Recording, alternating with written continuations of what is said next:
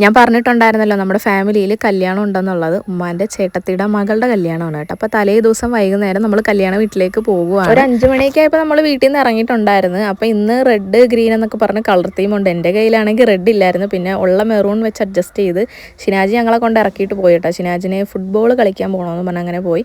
കുറച്ച് കഴിഞ്ഞാൽ വരും. അങ്ങനെ അവിടെ ചെന്ന് വെള്ളമൊക്കെ കുടിച്ച്. ഇത് പെണ്ണിൻ്റെ ആങ്ങളെയാണ് കേട്ടോ. ഇപ്പോൾ ഗൾഫിൽ നിന്ന് ലാൻഡ് ചെയ്തതേ ഉള്ളൂ. ആൾ ഭയങ്കര കോമഡിയാണ്. അപ്പോൾ ഇതാണ് കേട്ടോ നമ്മുടെ പുതിയ പെണ്ണ്. ഇന്ന് അവൾ സാരിയാണ് ഉടുത്തത്, നല്ല പച്ച കളറിലെ സാരി. അപ്പോൾ എന്നോടൊന്ന് കണ്ണെഴുതി കൊടുക്കാൻ പറഞ്ഞിട്ട് ഞാൻ അതേ കണ്ണെഴുതി കൊടുക്കുവാണ്. പിന്നെ നമ്മുടെ കസിൻസ് കുറച്ച് പേരൊക്കെ സാരിയാണ് കേട്ടോ ഉടുത്തത്, അതായത് ഈ പട്ട് സാരി ഇല്ലേ, അതാണല്ലോ ഇപ്പോൾ ട്രെൻഡ്.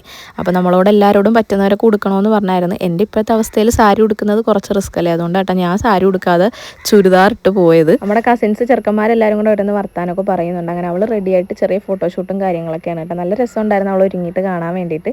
അത് കഴിഞ്ഞ് കുറച്ച് കഴിഞ്ഞപ്പോഴത്തേക്കും ഷിനാജ് എത്തിയിട്ടുണ്ടായിരുന്നു. സാരി ഉടുത്തവരൊക്കെ കയറി സ്റ്റേജിൽ ഫോട്ടോസും വീഡിയോസൊക്കെ എടുക്കുന്നുണ്ടായിരുന്നു കേട്ടോ. എല്ലാവരും കൂടി ഇങ്ങനെ നിന്നപ്പോൾ നല്ല ഭംഗിയുണ്ടായിരുന്നു കാണാൻ. അത് കഴിഞ്ഞ് ഞാൻ പോയി ഫുഡ് കഴിച്ചു. നെയ്ച്ചോറും ബീഫ് കറി, ചിക്കൻ കറി, സലാഡൊക്കെ ഉണ്ടായിരുന്നു.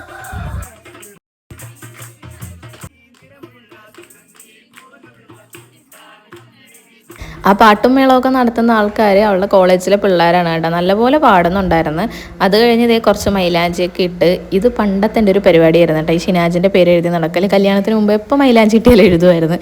കല്യാണത്തിന് ശേഷം ദേ ഇപ്പോഴും എഴുതി വെച്ചിട്ടുണ്ട്. അസുവാക്ക് എൻ്റെ പോലെ തന്നെ വേണമെന്ന് പറഞ്ഞ് അസുവായി അവിടെ നിന്ന് മൈലാഞ്ചി ഇടുന്നുണ്ടായിരുന്നു.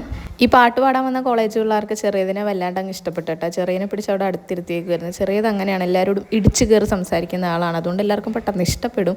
അങ്ങനെ ഒരു പീസ് കേക്കും കഴിച്ച് പിന്നെ എല്ലാവരും ഫോട്ടോ എടുക്കാൻ വേണ്ടിയിട്ടിരുന്ന്. ഇതാണ് അവളുടെ കയ്യിലിട്ട മൈലാഞ്ചി കേട്ടോ. എല്ലാം അടിപൊളിയായിരുന്നു. അപ്പോൾ ഇനി ബാക്കി വിശേഷം അടുത്ത വീഡിയോ കാണാം.